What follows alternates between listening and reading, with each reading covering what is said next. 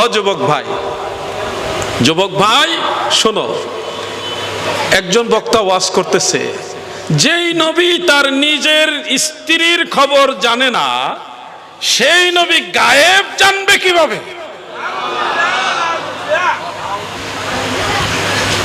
আপনি যদি এই কথাটা শুনেন, আপনি একজন ন্যূনতম একজন ইমানদার হলে, যে আমি ভালো মুমিন না, গুনাহগার মুমিন, তাও আপনার খারাপ লাগবে।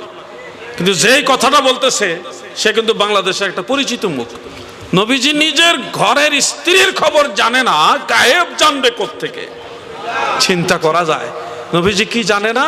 ওই যে রাসূল পাক সাল্লাল্লাহু আলাইহি ওয়াসাল্লামের স্ত্রী আমাদের মা হযরত আয়েশা রাদিয়াল্লাহু তাআলা আনহার গলার হার হারায় গেছিল।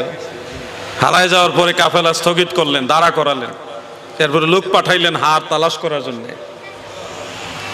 এরপরে অনেকক্ষণ তালাশ করে তারপরে গিয়া এটার একটা কিনার হইছে। এই যে হার হারায় গেছে, হার কোন জায়গায় আছে নবীজি বলে দেয় নাই কেন? এই জন্য তারা পয়েন্ট বার করছে কি, নবীজি নিজের স্ত্রীর গলার হার কই আছে তাই জানে না, গায়েব জানবে কোত্থেকে? কিন্তু আসল বিষয়টা কি এটা না? আসল বিষয়টা আপনাদের জানতে হবে। আসল বিষয়টা হলো, তখনও তায়াম্মুমের বিধান জমিনে আল্লাহ দান করেনি। পানি না থাকলে যে তায়াম্মুম করা যায়, তায়াম্মুম করে নামাজ পড়া যায়, এই বিধান তখনও আল্লাহ দেয়নি। ওই সময় নবীজি এক ময়দান থেকে মদিনা শরীফের দিকে আসতেছেন, পথিমধ্যে আম্মা জান আয়েশা রাদিয়াল্লাহু তাআলা আনহার গলার হার হারায় গেল। এই কারণে কাফেলা ওখানে মরুভূমির মাঝখানে দাঁড়া করাইছে, যেখানে কোনো নদী নালা নাই, পানির ব্যবস্থা নাই। ওই জায়গায় যখন কাফেলা স্টপ হলো, দাঁড়িয়ে গেল, সবাই অপেক্ষা করছে, আর দুই একজন সাহাবী গেছে ওই হার তালাশ করার জন্য। ইতোমধ্যে নামাজের ওয়াক্ত হয়েছে।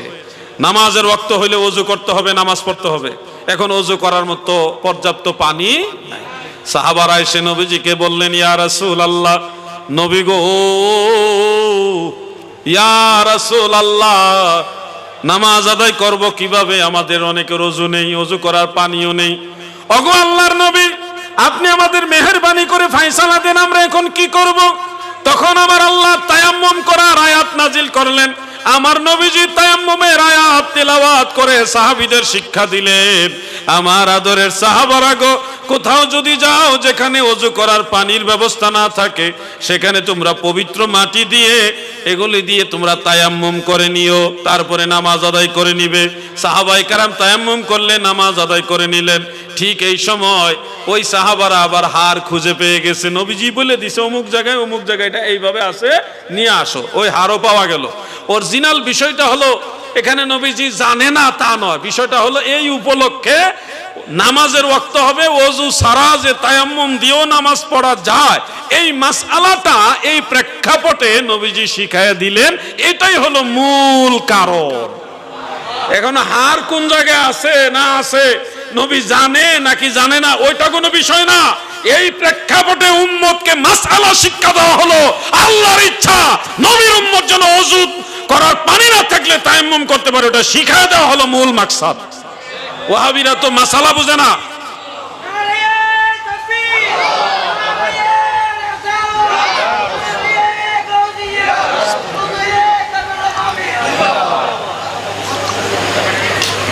তারা এখানে নবীর দোষ খুঁজে বের করছে।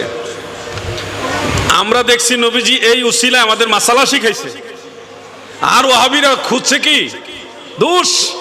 হ্যাঁ, নবী জানে না, নবী গায়েব জানে না, নবীজির স্ত্রীর হার কোন জায়গায় আছে তা জানে না। তাহলে দেখেন উম্মতের মধ্যে ভাগ, এক ভাগ উম্মত নবীজির এই সময়ে দোষ খুঁজে, নবীর দোষ খুঁজে। এই উম্মতরাই দেখবেন সাহাবীদের দোষ খুঁজে, এই উম্মতরাই দেখবেন অন্য নবীদের দোষ খুঁজে। আর যারা সুন্নি, তারা নবীজির দোষ খুঁজে না, নবীজিকে অনুসরণ করে দ্বীন শিখে। ঠিক কিনা বলেন? তারা সাহাবীদের সমালোচনা করে না, সাহাবীদের তাজিম করে, আহলে বাইতকে তাজিম করে জান্নাতের পথে চলছে। ঠিক কিনা বলেন? এইখানে হলো সুন্নি ওয়াহাবির বেশকম। সুন্নি ওয়াহাবির বেশকমটা এখানে আপনাদের বুঝতে হবে। আমার এত শখ হইলে কেন সুন্নি হওয়ার জন্য? আমি দেখছি বুঝা, সুন্নি না হইলে জান্নাতে যাওয়ার কোনো সুযোগ। আপনারা আশ্চর্য হবেন, আজ থেকে কয়েক বছর আগেও যারা নিজেদেরকে সুন্নি বলে পরিচয় দিত না, আমাদেরকে সুন্নি হওয়ার কারণে সিন্নি বলতো। অনেক সময় সুন্নি বলতো, অনেক সময় বিভিন্ন শব্দ দিয়ে ব্যঙ্গ করত, বিদ্রুপ করত। এখন তারাও বলে আমরাও আহলে সুন্নাত ওয়াল জামাত। আবার বলে কি, কয় আমরা খাঁটি আহলে সুন্নাত ওয়াল জামাত। তারা এখন খাঁটি হয়ে গেছে হঠাৎ করে। আচ্ছা, আপনারা কুমিল্লা গেছেন নি? আপনারা কুমিল্লা গেছেন? জান নাই? কুমিল্লা একটা বিখ্যাত রসমলাই আছে, এটার নাম কি? কি খাইছেন না নাকি? কথা কন নাকি? রসমালাই, কুমিল্লার রসমালাই বিখ্যাত, যেটা নাম কি? মাতৃ ভান্ডার। মাইজ ভান্ডার না কিন্তু, মাতৃ ভান্ডার। এখন কুমিল্লা 14 গ্রাম থেকে একেবারে দাউদকান্দি ব্রিজের আগ পর্যন্ত দেখবেন অনেক জায়গায় মাতৃ ভান্ডার আছে। কোনটার মধ্যে লেখা আছে খাঁটি মাতৃ ভান্ডার, কোনটার মধ্যে লেখা আছে আদি মাতৃ ভান্ডার, কোনটার মধ্যে লেখা আছে আসল মাতৃ ভান্ডার, বিভিন্ন শব্দ দিয়ে। কোনটা লেখা আছে নিউ মাতৃ ভান্ডার, পিওর মাতৃ ভান্ডার, বিভিন্ন শব্দ দিয়ে তারা নামকরণ করছে। আচ্ছা বলেন, অরিজিনাল মাতৃ ভান্ডার এটা কিন্তু মেইন রোডের কাছে নাই, এটা হলো শহরের ভিতরে। তাও ওখানে মাতৃ ভান্ডারের রসমালাই কিনতে হলে মোটামুটি লম্বা লাইনে দাঁড়ায় কিনতে হয়। আর ওটার নিউও নাই, ওই মাতৃ ভান্ডারকে নিউও নাই, পিওরও নাই, আদিও নাই, আসলও নাই, খাঁটিও নাই, শুধু মাতৃ ভান্ডার, শুধু মাতৃ ভান্ডার। তার মানে যেটা অরিজিনাল ওটার লগে খাঁটি লাগায় না কেউ, অরিজিনালের লগে খাঁটি শব্দ কেউ লাগায় না। যারা ভেজাল হঠাৎ করে অরিজিনালের বিপরীতে দাঁড়াইছে, অরিজিনালের বিরুদ্ধে দাঁড়াইয়া নিজের মাল 2 নম্বর মাল ডেলিভারি দেওয়ার জন্য চেষ্টা করছে, তারাই খাঁটি, আসল, আদি এই ধরনের নাম প্রয়োগ করে। তার মানে বুঝতে হবে, যারা নিজেদেরকে খাঁটি আহলে সুন্নাত বলে এটাই হলো 2 নম্বর মাল। ঠিক কিনা বলো? ভেজাল আহলে সুন্নাত। আমরা কোনদিন বলি না যে আমরা খাঁটি, আমরা বলি আমরা সুন্নি। আমরা কি? সুন্নি। এখানে আমরা আদি সুন্নি, আসল সুন্নি এরকম কোন শব্দ আমরা করি না। আমরা শুধু সুন্নি। সুন্নি মানে কি? নবীর দল। সুন্নি মানে কি? নবীর দল। সুন্নি মুসলমান হও রে সাবধান, ওহাবি খারিজির দলে লুটিল ঈমান। মসজিদে নামাজ পড়তে গেলেন, এখন মুসল্লিরা সবাই সূরা ফাতিহা পড়ার পরে দেখা যায় অনেকে বলে আমিন। আপনাকেও বলতেছে, সহিহ হাদিসে আছে আমিন জোরে বলতে হবে। আপনারা টেনশনে পড়ে যান, কি করব? আপনি তো সহিহ হাদিস জানেন না। সারা জীবন নামাজে আমিন বলেছেন আস্তে, কিন্তু এখন বলতে হবে জোরে, বড় করে বলতে হবে। এই একটা হেজিটেশনে পড়েন। ভাই খুব মুসিবতে আছি জানেন। ব্যাংকে গেলে আমার চুপচাপ ডাক দিয়ে কইছি, হাদি হুজুর আস্তে আমিন যে বলি আমরা বাপ দাদা যেমনি নামাজ পড়ছি, এটা কি সহিহ হাদিসে আসেনি? আমারে কয় কানে কানে। ব্যাংকে গেলে ওয়াজ করুন লাগে, কি করতাম কোন? আবার অনেক জায়গায় ওই দিন ইয়াতে মাহফিলে যাইতেছি, ওই যে কি সাতক্ষীরার দিকে, হঠাৎ পুলিশে গাড়ি সিগন্যাল দিচ্ছে। হ্যাঁ, চিন্তা করলাম গাড়ি কাগজ টাগজ ঠিক আছে, আমার আবার সিগন্যাল দেয় কেন? স্পিডও লিমিট আছে। সিগন্যাল দিচ্ছে, তারা দায়িত্ব। তারা যখন দেখছে আমারে চিন্তা করে, হাদি হুজুর আসসালামু আলাইকুম। তো যাই হোক, সেখানেও ওয়াজ করা লাগছে। ওয়াজ কইরা তারপরে বই হাদিয়া দেওয়া আন লাগছে। এমনি কোনো দোষে না, উনি আমার মহব্বত করছে যে এটা এই বিষয়, এই বিষয়। তখন আমিও ওয়াজ করছি। ওয়াজ এখন সব জায়গায় করা লাগে। তো ওয়াজ আমরা এত জায়গায় করবো কেন? আপনারা নিজেরা কিছু শিখেন না, নিজের দায়িত্ব নেন না। আপনারা দায়িত্ব নিলে তো আর এত জায়গায় ওয়াজ করা লাগে না। আমারে যখন জেলখানায় নিয়েছিল, জেলের ভিতরে যায় ওয়াজ করা লাগছে। কি করবো?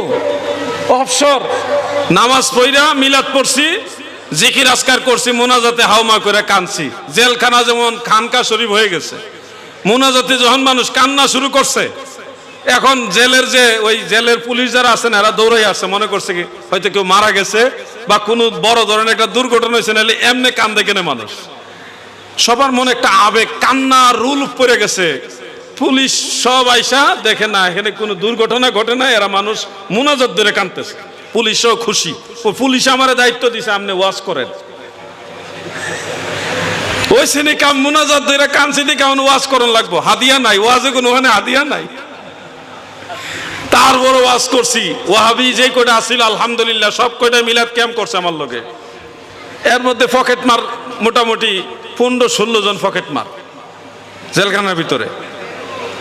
বিশ্বাস করেন আল্লাহর কসম, সব চ্যাংরা বয়সী, 12 থেকে 15 বছরের মধ্যে বয়স, সব বিখ্যাত পকেট মার। নারায়ণগঞ্জের বিভিন্ন ভালো ভালো স্পটের মধ্যে তারা পকেট মার। এরা ধরা খাইছে, এখন মোনাজাতে কান্নাকাটি দেখা তারা মনটা নরম হয়েছে, চুপচাপ সব কয়টা আমার কাছাইয়া বইছে।